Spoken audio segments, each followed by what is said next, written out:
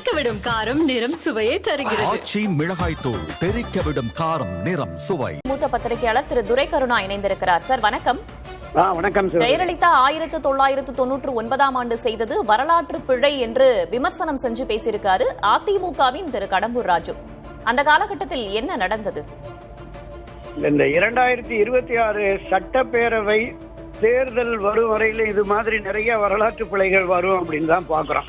ஏன்னா இந்த தேர்தலை பொறுத்தளவுல திராவிட முன்னேற்ற கழகத்தில் உள்ள அணியினரும் சரி, அண்ணா திராவிட முன்னேற்ற கழகத்தில் உள்ள அணியினரும் சரி, பல்வேறு கருத்துக்களை பொது வெளிகளில் பரபரப்பாக பேசி வருகிறார்கள். அதனுடைய நீட்சியாக திரு கடம்பூர் ராஜு அவர்களுடைய செயலை பார்க்கிறோம்.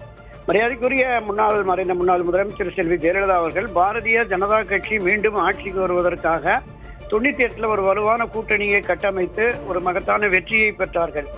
வெற்றி பெற்று ஆட்சி அமைந்த ஒரு சில மாதங்களிலேயே தமிழகத்தில் இருக்கிற சில பிரச்சனைகளை சுட்டிக்காட்டி அது தொடர்பாக தன்னுடைய கோரிக்கைகளை நிறைவேற்ற வேண்டும் என்று ஒரு அழுத்தம் கொடுத்து கொண்டே இருந்தார். ஆட்சி அதிகாரத்திற்கு வந்த 6 மாதம் ஒரு வருடத்திற்குள்ளேயே இது போன்ற நடவடிக்கைகளில் ஈடுபடுவது சரியாக இருக்காது என்று மரியாதைக்குரிய பிரதமர் வாஜ்பாய், துணை பிரதமர் அத்வானி ஆகியோர் சொல்லி வந்தார்கள்.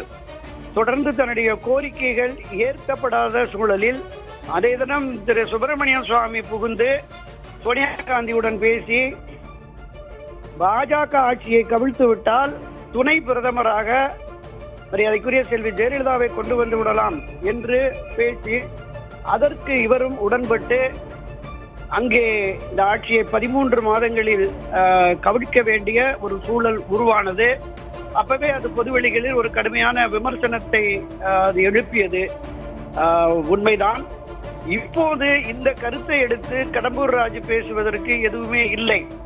பாஜகவோடு இன்று இணைந்திருக்கிறோம். பாஜகவோடு அம்மா காலத்திலே 1988 நாங்கள் இணைந்து செயல்பட்டோம் என்று பேசி அம்மாவின் விருப்பத்துக்கு இணைங்க அப்ப ஆட்சி அதிகாரத்திற்கே பாஜக கொண்டு வந்தோம் என்று பேசிவிட்டு இன்றைக்கு அந்த கூட்டணி கட்டாயம் தேவை, அதிமுக வெற்றி பெறுவதற்கு என்டிஏனுடைய வாக்குகள் தேவை, என்டிஏவை வழிநடத்துகிற பாஜக ஆதரவு தேவை என்கிற மாதிரி பேசியிருக்கலாமே தவிர இந்த கட்சியை கட்டி காப்பாற்றி வளர்த்தெடுத்து இவர்கள் எல்லாம் ஆட்சி அதிகாரத்திலே அமர வைத்த செல்வி ஜெயலலிதாவுக்கு எதிரான கருத்தை பதிவிடுவது என்பது அதிமுக வட்டாரத்தில் மட்டுமல்ல பொதுவெளிகளில் மக்கள் மத்தியிலும் இது ஒரு கடுமையான அதிருப்தியை, எதிர்ப்பை ஏற்படுத்தும் என்பதுதான் யதார்த்தம் சகோதரி.